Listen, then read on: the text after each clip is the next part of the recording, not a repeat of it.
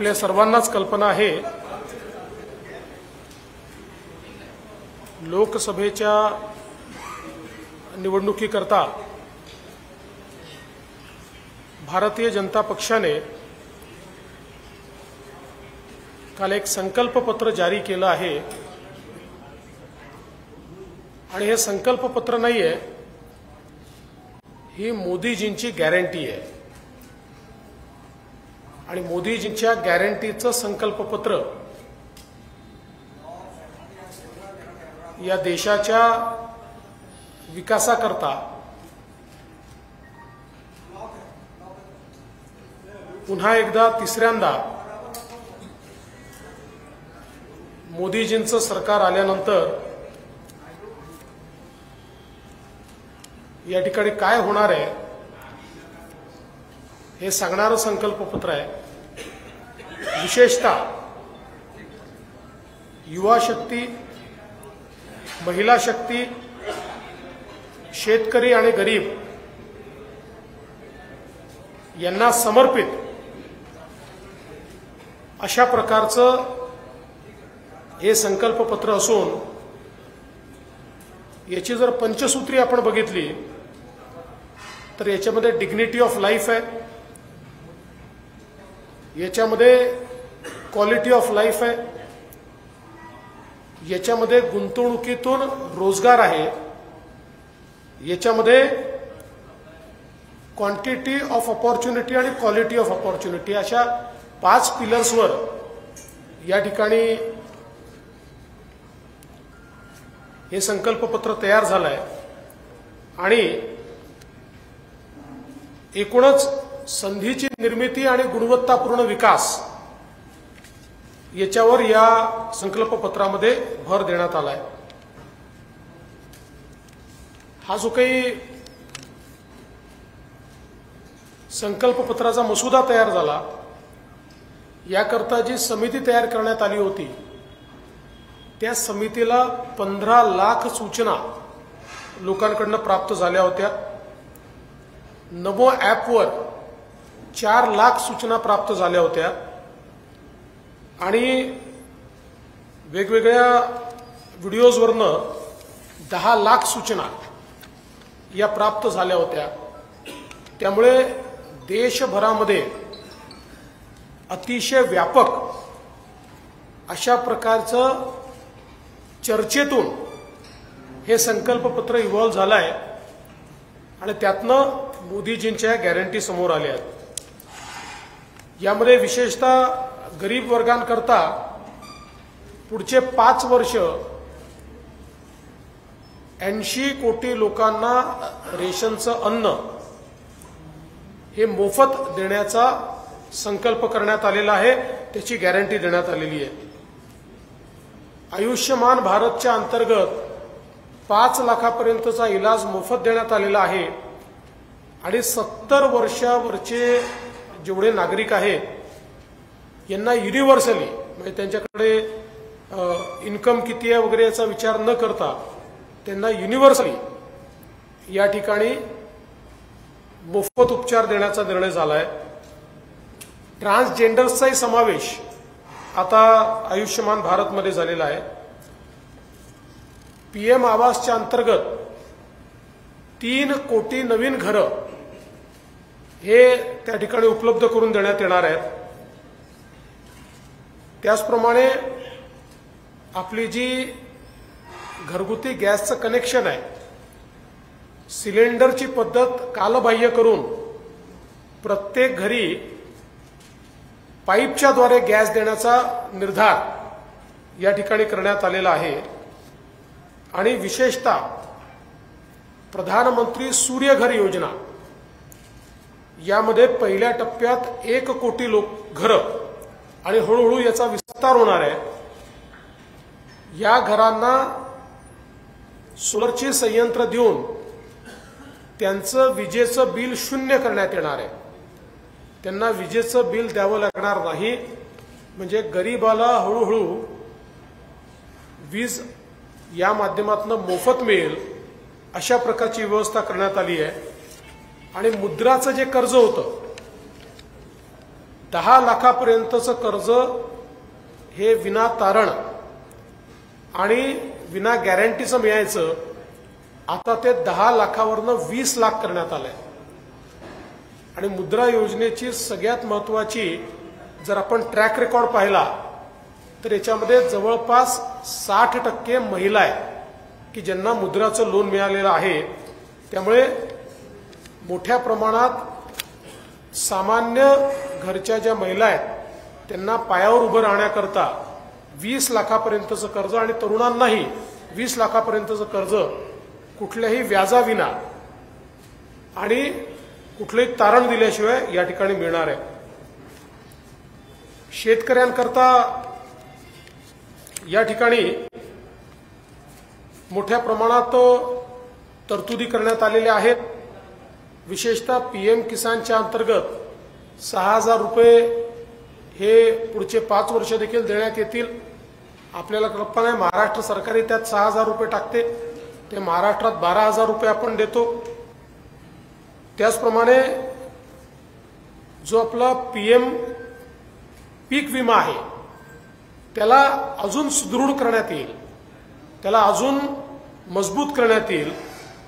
आणि यासोबत गेल्या 5 वर्षामध्ये प्रमुख पिकांच्या MSP मध्ये मोठ्या प्रमाणात वाढ करण्यात आली आहे. पुढच्याही 5 वर्षामध्ये भरघोस वाढ ही MSP मध्ये करण्याचा निर्धार याच्यामध्ये करण्यात आलेला आहे. डाळी आणि खाद्यतेलामध्ये आत्मनिर्भरता आणण्याचा याच्यामध्ये विचार आहे. आणि भाजीपाला उत्पादन वाढलं पाहिजे, पण हे नाशिवंत असल्यामुळे त्याच्या स्टोरेजची एक पूर्ण इन्फ्रास्ट्रक्चर उभं करायचं, जेणेकरून भाजीपाला उत्पादकांना त्यांच्या जो काही माल उत्पादित होतो त्याला जास्त शेल्फ लाईफ मिळेल आणि त्यांना जास्त चांगले पैसे त्यातनं मिळू शकतील. हा देखील एक प्रयत्न आहे.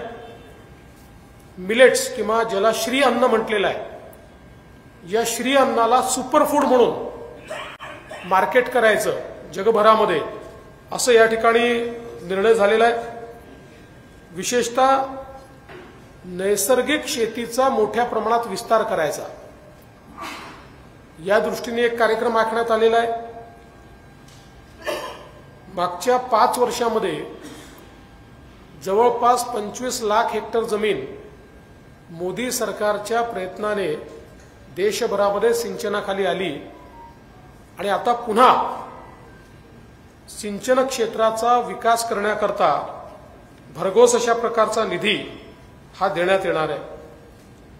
सहकारी क्षेत्रामध्ये विशेषतः ज्या प्राथमिक सोसायट्या आहेत यांचं बळकटीकरण करायचं आणि त्यांच्या माध्यमातून गावोगावी धान्याची साठवणूक करण्याकरता आणि इतरही सगळ्या गोष्टींकरता गोडाऊन्स तयार करणं आणि इन्फ्रास्ट्रक्चर तयार करणं याकरता काम करण्यात येणार आहे. विशेषतः नॅनो युरिया हा एक मोदी सरकारचा अतिशय सफल प्रयोग आहे, ज्याच्यामुळे युरियाचा उपयोग हा कमी होतोय आणि उत्पादकता देखील वाढते आहे.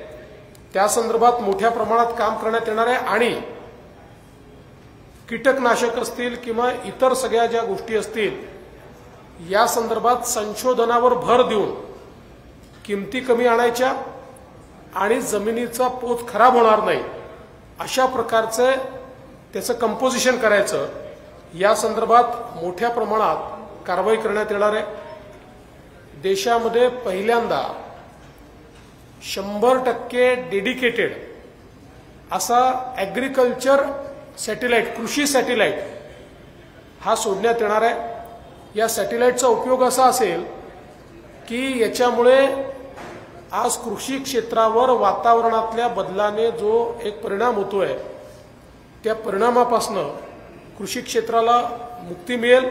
आणि त्याचसोबत या सॅटेलाइटच्या माध्यमातून क्रॉपचं लाईफ सायकल मॅनेजमेंट हे देखील आपल्याला करता येईल. आणि म्हणून खूप मोठ्या प्रमाणात हे काम करण्यात आलंय. दुसरं, कृषी क्षेत्रामध्ये डिजिटल पब्लिक इन्फ्रास्ट्रक्चर हे तयार करण्यात येणार आहे। कारण आज जो लहान शेतकरी आहे त्याला डिजिटल इन्फ्रास्ट्रक्चर त्या मनाने ॲक्सेसेबल नाही आहे, आणि म्हणून त्याच्याकरता पूर्णपणे ॲक्सेसेबल अशा प्रकारचं इन्फ्रास्ट्रक्चर हे विकसित करण्यात येणार आहे। आपण बघितलं तर तरुणाईकरता देखील या ठिकाणी मोठ्या प्रमाणात पारदर्शक पद्धतीनं भरतीची प्रक्रिया आणि त्यासोबत पेपर फुटीच्या विरोधात अतिशय कडक कायदा या गोष्टी याच्यामध्ये घेण्यात आलेल्या आहेत।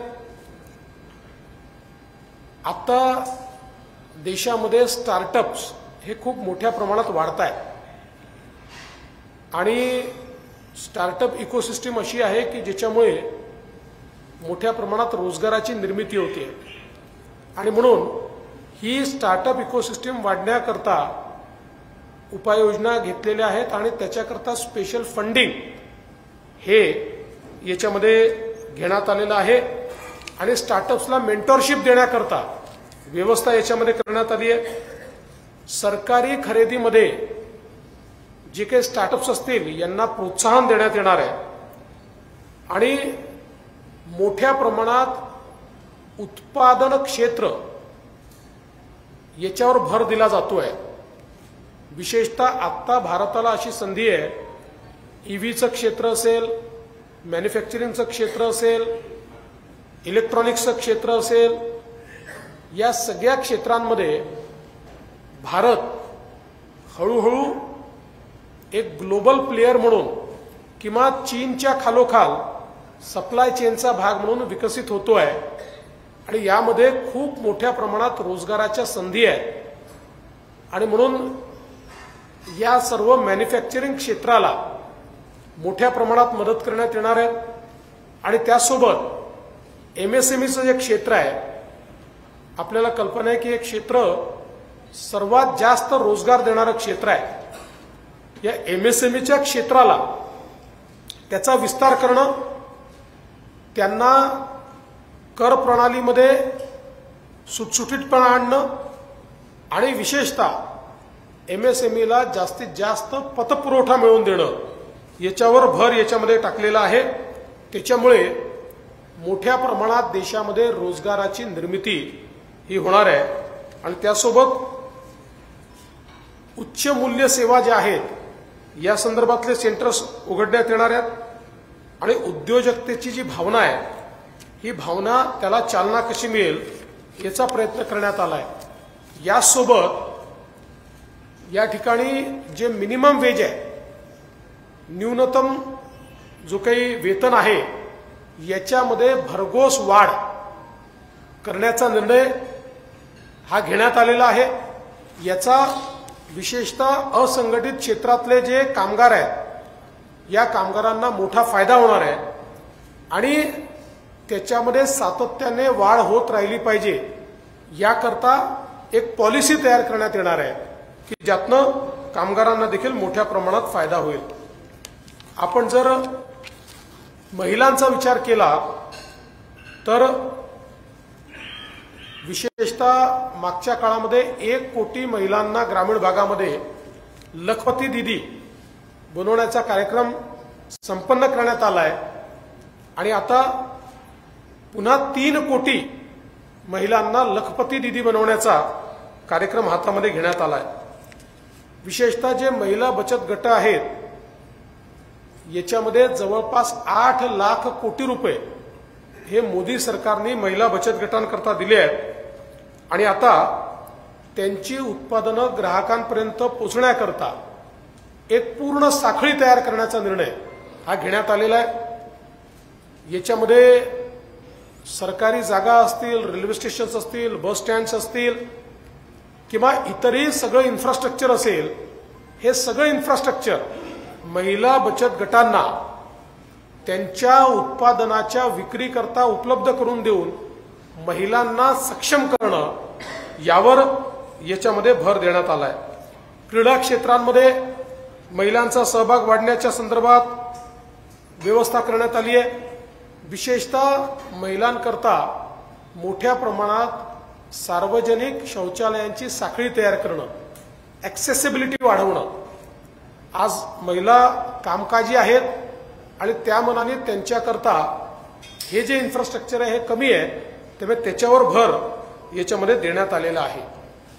यासोबत आपल्याला महिलांमध्ये विशेषतः एनिमिया, स्तनाचा कर्करोग, त्यासोबत ऑस्टिओस्पायरोसिस अशा जे काही आजार आहेत किंवा सर्वायकल कॅन्सर अशा आजारांचा एक प्रकारे थोडा प्रभाव हा महिलांवर पाहायला मिळतो. याकरता प्रिव्हेंटिव्ह स्ट्रॅटेजी जी काही आज जगभरामध्ये या संदर्भातली औषध निर्मिती झाली आहे, प्रिव्हेंटिव्ह औषधं तयार झालेली आहेत, प्रिव्हेंटिव्ह स्ट्रॅटेजीज तयार झाल्या आहेत, तशा प्रकारच्या प्रिव्हेंटिव्ह स्ट्रॅटेजीज या तयार करून वॅक्सिनेशन असेल किंवा इतर गोष्टी करून त्या ठिकाणी या आजारांपासून महिलांना मुक्ती देण्याचा निर्णय यामध्ये घेण्यात आलेला आहे. आणि विशेषतः एक टार्गेट घेण्यात आलं आहे की गर्भाशयाचा आणि मुखाचा कर्करोग हा महिलांमध्ये पूर्णतः संपवता कसा येईल या संदर्भातली एक मोठी स्ट्रॅटेजी यामध्ये तयार करण्यात आली आहे. नारी शक्ती वंदन कायदा, ज्या कायद्याच्या माध्यमातून महिलांना लोकसभेमध्ये आणि विधानसभेमध्ये दोन्हीकडे आरक्षण मिळणार आहे, त्याची अंमलबजावणी ही आता या काळामध्ये करण्यात येणार आहे. त्याचप्रमाणे प्रत्येक पोलीस ठाण्यामध्ये शक्ती डेस्क म्हणजे महिलांकरता स्पेशल डेस्क हा त्या ठिकाणी केवळ महिलांच्या तक्रारींचं निवारण करण्याकरता हा तयार करण्यात येणार आहे. आणि इमर्जन्सी सपोर्ट सिस्टीम जी आहे त्याचा विस्तार करून आपत्कालीन हेल्पलाईन 112 याच्यामध्ये महिला फ्रेंडली अशा प्रकारची व्यवस्था ही करण्यात येणार आहे. रेल्वेमध्ये खूप मोठ्या प्रमाणात पुढच्या काळामध्ये त्या ठिकाणी वाढ करण्याचा निर्णय घेतलेला आहे.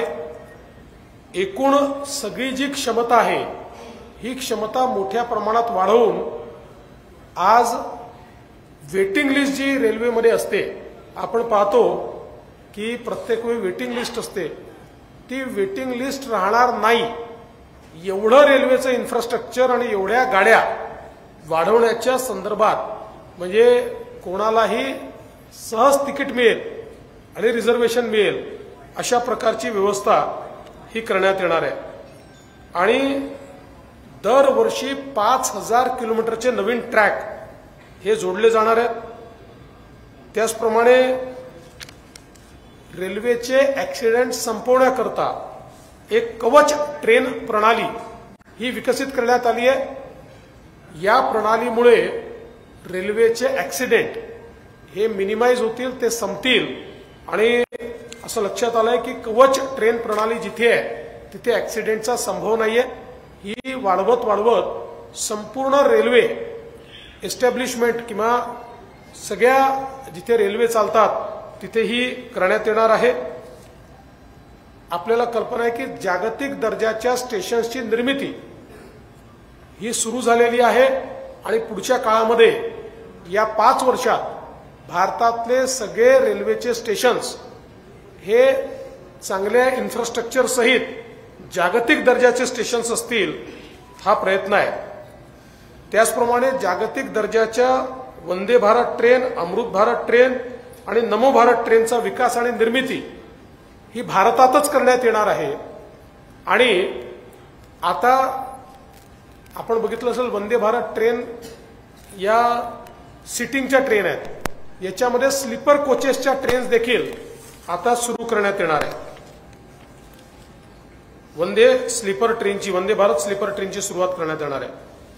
त्याचप्रमाणे प्रादेशिक कनेक्टिव्हिटी करता देखील ट्रेनचा विस्तार करण्यात येणार आहे. जवळपास 13,000 पेक्षा जास्त रेल्वे स्थानकांचा विकास आणि त्यांना जागतिक दर्जाचं करण्याचं काम या ठिकाणी सुरू झालेलं आहे. आणि या ज्या नवीन आधुनिक ट्रेन्स आहेत याचं जाळं वाढवत सगळ्या भागामध्ये या ट्रेन्स गेल्या पाहिजेत याचा प्रयत्न करण्यात येणार आहे। पहिली बुलेट ट्रेन ही पश्चिम भारतामध्ये सुरू झाली आहे। आता पश्चिम, उत्तर, दक्षिण, पूर्व अशी सगळी कनेक्टिव्हिटी बुलेट ट्रेनची करण्यात येणार आहे आणि ट्रेनशी संबंधित सगळ्या सेवा एका सुपर ॲपवर आणण्यात येणार आहे। कुठल्याही व्यक्तीला त्या ॲपच्या माध्यमातून ट्रेनच्या सगळ्या सेवा या उपलब्ध करून घेता येतील आणि अतिशय सोपा असा हा ॲप या ठिकाणी तयार करण्यात येणार आहे।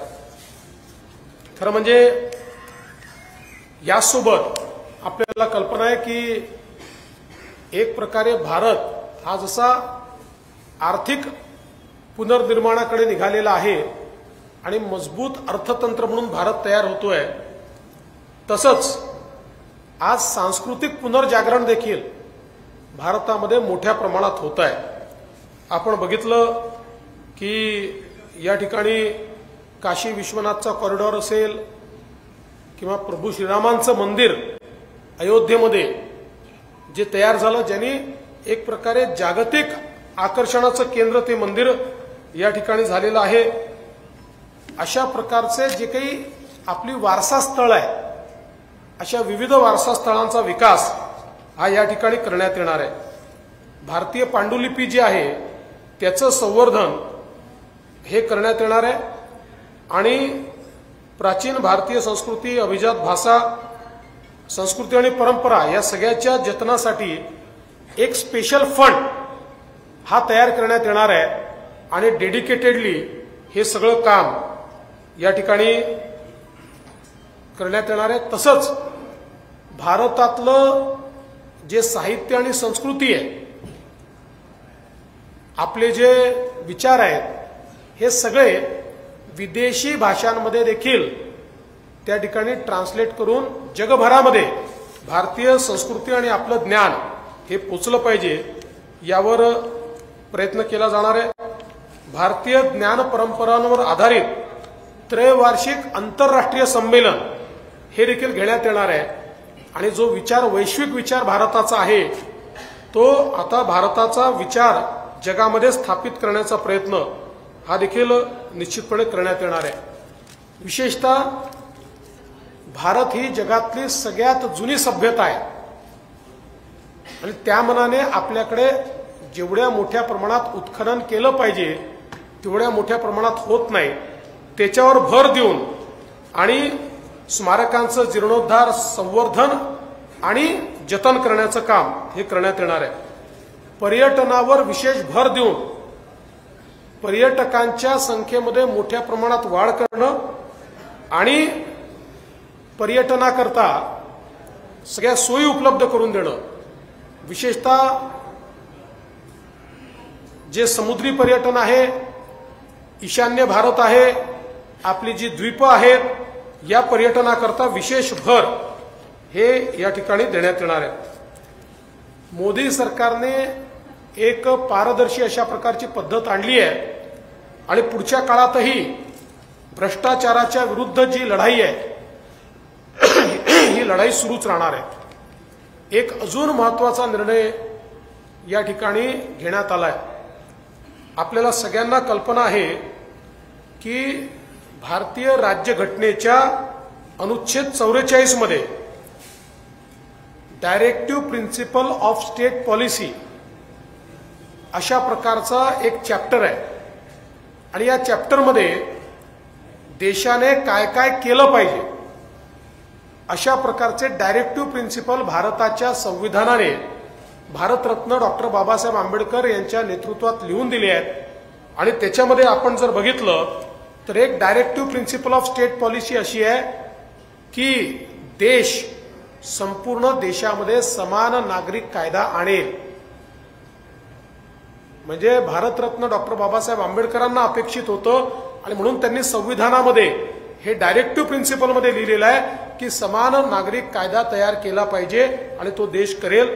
इतके वर्ष तो होऊ शकला नाही, आता संविधान येऊनही 75 वर्ष या ठिकाणी पूर्ण होणार, पण तो येऊ शकला नाही। पण आता तोच समान नागरिक कायदा हा येणार आहे आणि हा समान नागरिक कायदा आल्यामुळे सर्वात जास्त फायदा महिलांना होणार आहे, कारण सगळ्यात जास्त अधिकार हे त्याच्यामुळे महिलांना मिळणार आहे।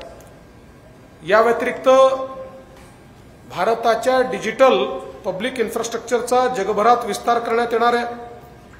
कारण आपल्याला कल्पना आहे की आपण जी सिस्टीम उभी केली, आज आपण पाहतो आपल्याकडे भाजीवालाही त्या ठिकाणी QR कोड ठेवतोय आणि डिजिटल पेमेंट होत आहे। जगाने आपल्या डिजिटल इन्फ्रास्ट्रक्चरचं या ठिकाणी स्वागत केलं आहे।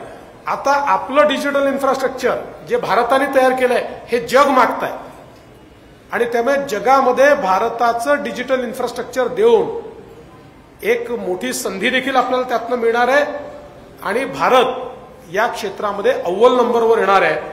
आणि म्हणून त्या दृष्टीने आता आपण काम करतो आहे। योग आणि आयुर्वेदाचा प्रचार हा मोठ्या प्रमाणात आपण करतोय, या संस्थांचा विस्तार आपण मोठ्या प्रमाणात करतोय। त्याचबरोबर या ठिकाणी भारतातनं आपला जो ऐतिहासिक ठेवा हा विदेशामध्ये मागच्या काळामध्ये गेला आहे, तो भारतात परत आणण्याकरता विशेष प्रयत्न हे या ठिकाणी केले जाणार आहेत। आणि जगातल्या जे प्रमुख शैक्षणिक संस्था आहेत उच्च शिक्षणाच्या, त्यामध्ये भारतीय भाषांच्या अभ्यासाची व्यवस्था जगात ही करण्याचा निर्णय देखील या ठिकाणी घेण्यात आलाय। भारतीय सभ्यतेच्या स्मारकांचं पुनरुज्जीवन करण्यात येणार आहे आणि यासोबत विशेषतः एक मोठी लढाई पुढच्या काळामध्ये अंमली पदार्थांच्या विरुद्ध देशामध्ये लढली जाणार आहे। त्याकरता विशेष भर असणार आहे। आपल्याला माहिती आहे नवीन कायदे आता आपण तयार केले आहेत, CRPC IPCच्या पेक्षा वेगळे, आणि त्याच्यामध्ये न्यायसंहिता आपण सुरू केलेली आहे।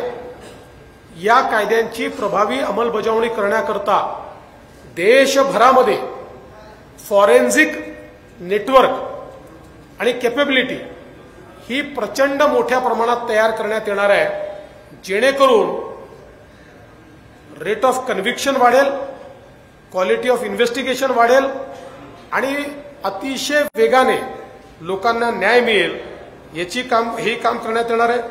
CAAची अंमलबजावणी जी आहे ती मोठ्या प्रमाणात करण्यात येईल आणि सशस्त्र दल आणि केंद्रीय सशस्त्र पोलीस दलाची जी क्षमता आहे ती क्षमता ही वाढवण्यात येणार आहे। वन नेशन वन इलेक्शन याच्यावर देखील भर असणार आहे आणि एक मतदार यादी, जी मतदार यादी सगळ्या निवडणुकांमध्ये कॉमन असेल अशा प्रकारे ते देखील या ठिकाणी करण्यात येणार आहे। एक राष्ट्रीय सहकारी धोरण हे तयार करण्यात येणार आहे। 2025 साल हे भगवान बिरसा मुंडांच्या 150व्या जन्मजयंतीचं वर्ष आहे। आदिवासी गौरव दिन म्हणून आपण त्यांची जन्मजयंती मोदी सरकार आल्यापासून साजरी करतो।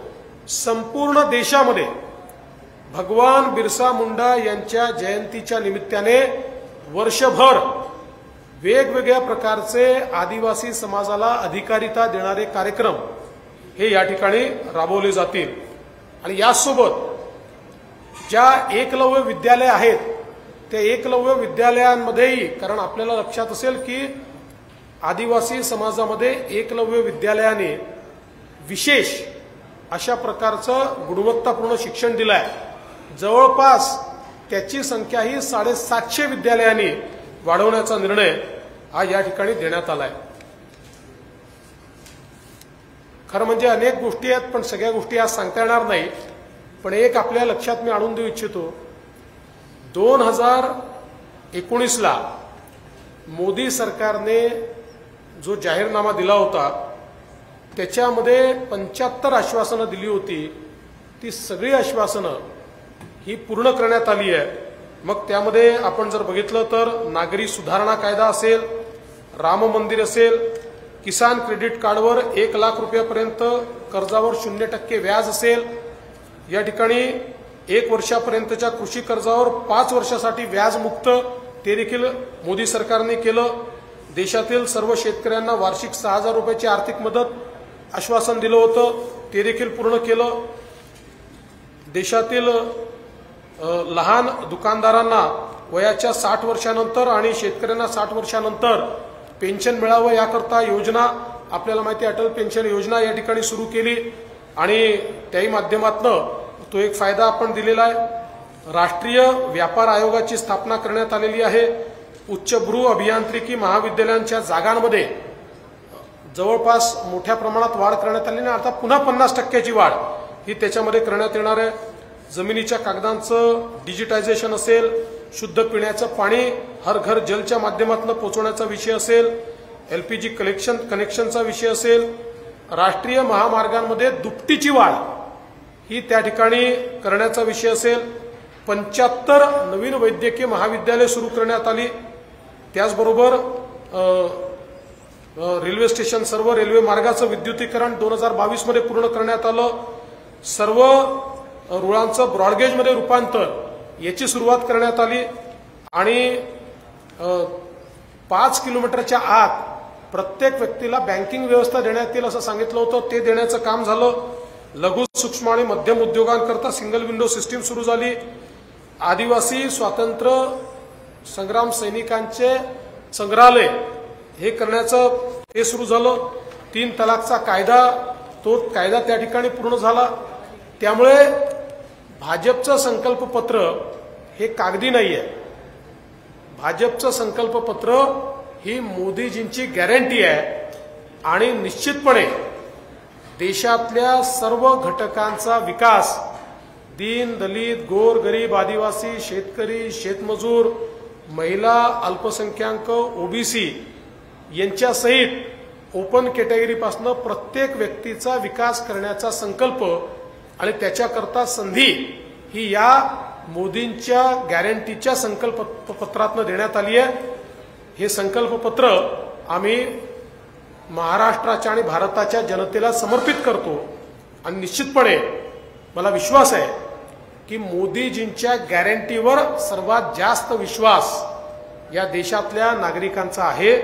त्यामुळे देशातले नागरिक हे निश्चितपणे पुन्हा एकदा तिसऱ्यांदा महाराष्ट्रात आणि देशात मोदीजींचं सरकार निवडून आणतील. या संकल्पपत्रामध्ये महत्वाचं म्हणजे सरकारी किती नोकऱ्या देणार आहे हा मुद्दा आला नाहीये सरकारी नोकऱ्यांचा, आणि मागच्या वेळेस 2 करोड नोकऱ्या देण्याचा घोषणा केली होती, ते पण पूर्ण झालेलं नाही. पहिली गोष्ट अशी आहे की जेवढ्या जागा रिकाम्या आहेत त्या सगळ्या भरण्याचा निर्धार करण्यात आलेला आहे आणि मागचं संकल्पपत्र आपण उचलून बघा, त्याच्यामध्ये रोजगाराच्या संधी सांगितलेल्या आहेत, सांगितल्या त्यापेक्षा जास्त निर्माण झालेल्या आहेत आणि त्याचं काय म्हणतात पत्रक देखील लोकसभेत सादर झालेलं आहे.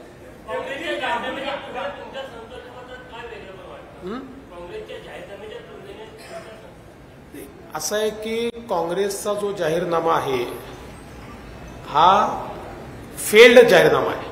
याचं कारण काँग्रेस यापूर्वी छत्तीसगडला निवडून आली होती, जाहीरनाम्यातली एकही गोष्ट पूर्ण केली नाही.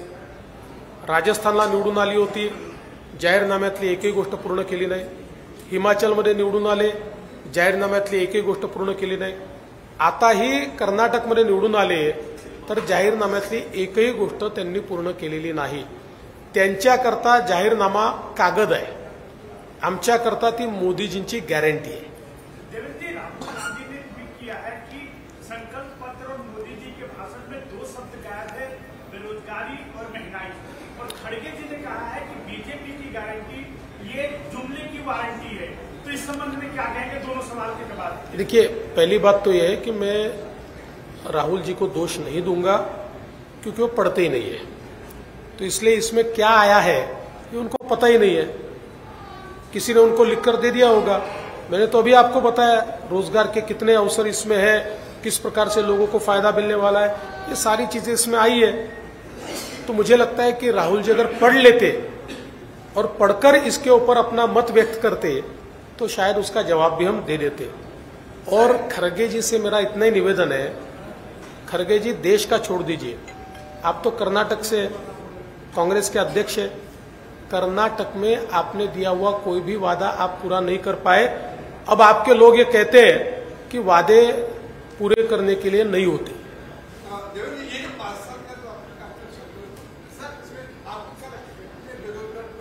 जी देखिए, आप अगर देखिए तो पूरे तरीके से अवसर निर्माण के लिए ही ये डेडिकेटेड है।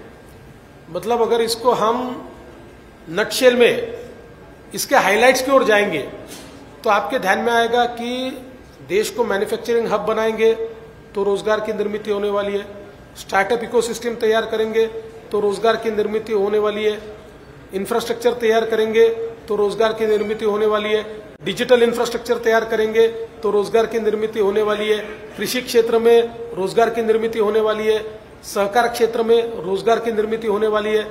तो कुल मिलाकर अगर इसको अलग अलग तरीके से देखें तो मैं ऐसा कहूंगा कि रोजगार के लिए समर्पित इस प्रकार का ये मोदी की गारंटी का पत्र है।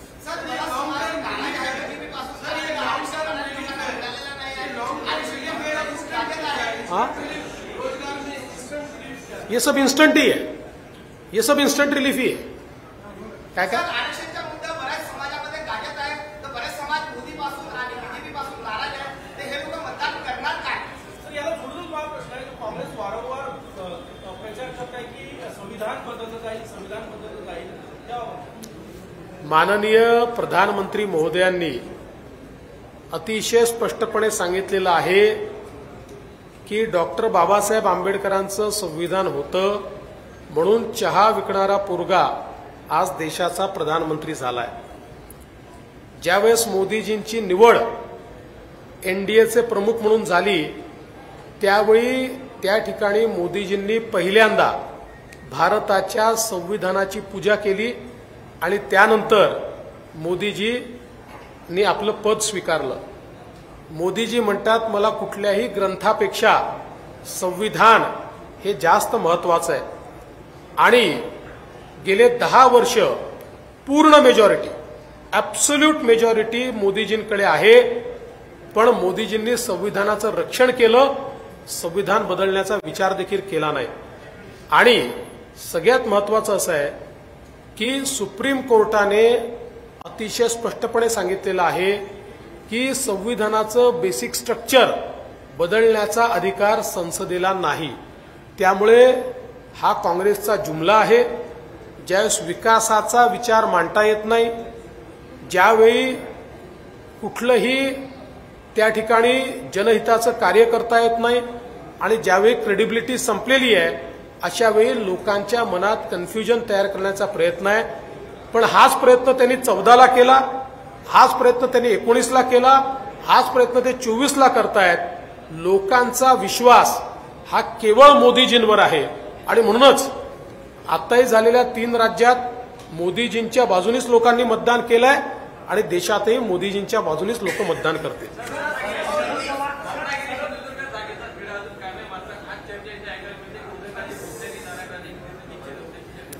असं आहे की त्या संदर्भात मी वेगळं बोलेन। आता आपण संकल्पपत्रावर आहोत।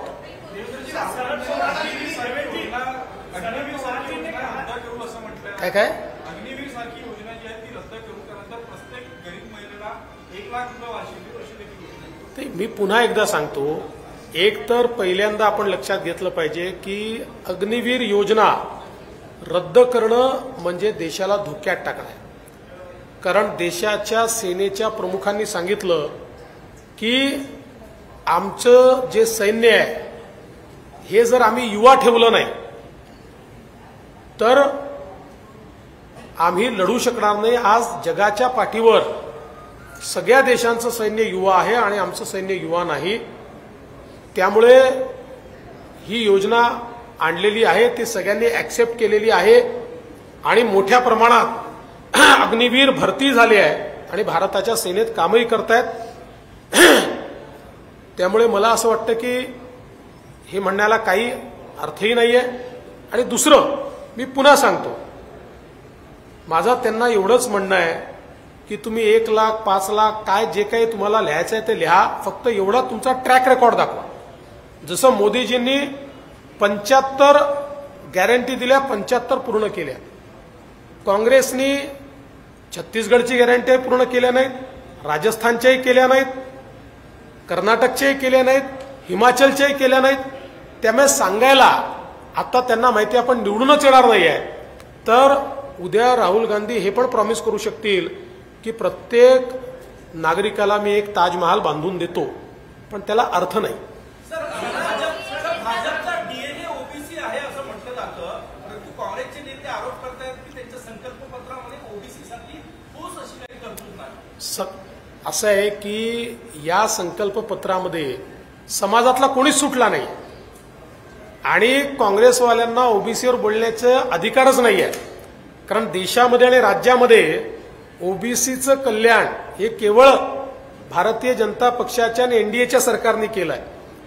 इतके वर्ष खरं म्हणजे कालेलकरांच्या वेळी हे सांगण्यात आलं होतं आणि त्यानंतर अनेक वेळा सांगितलं की ओबीसीच्या आरक्षणाकरता ओबीसी आयोग तयार केला पाहिजे, त्याला संवैधानिक दर्जा दिला पाहिजे.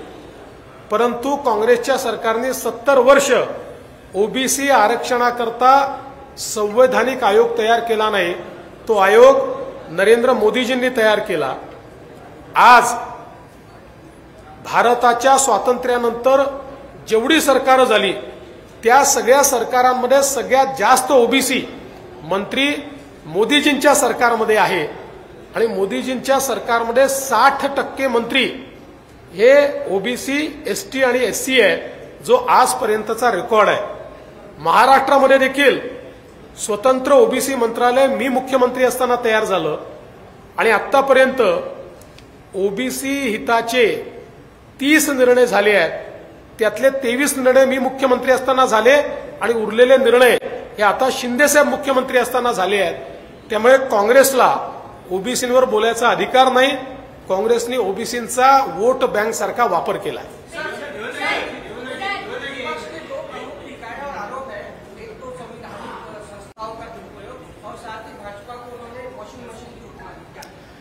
देखिए, ये सारी चीजें वो बोलते रहते हैं, लेकिन दुनिया जानती है पारदर्शी प्रामाणिकता के साथ देश में किसी ने काम किया होगा तो नरेंद्र मोदी जी ने किया है.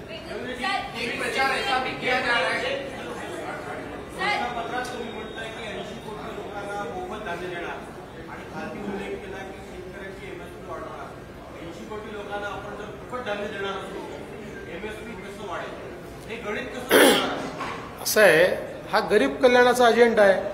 लोक कल्याणकारी अशा प्रकारचे राज्य आहे. आत्ताही कोविडपासनं आपण दरवर्षी एमएसपी वाढवली आणि तरी देखील कोविडपासनं आपण मोफत अन्नधान्य देतोच आहे. त्यामुळे एमएसपी पण वाढणार आणि मोफत अन्नधान्य देखील दिलं जाणार.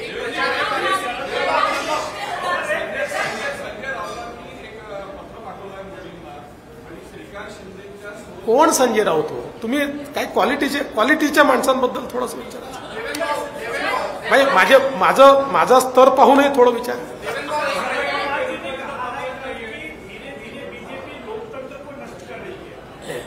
देखिए, जब इनके सारे जुमले समाप्त हो जाते तो लोकतंत्र नष्ट होने वाला है, संविधान बदलने वाला है. एक घिसी-पिटी रिकॉर्ड है. अब लोगों का भी इस पर विश्वास नहीं है.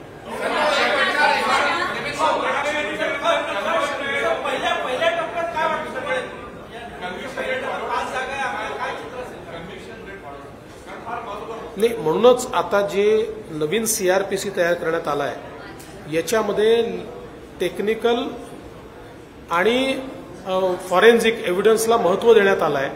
त्याचं इन्फ्रास्ट्रक्चर तयार होत आहे. त्यामुळे रेट ऑफ कन्व्हिक्शन वाढेल. पहिल्या टप्प्यातल्या सगळ्या जागा आम्ही जिंकतो.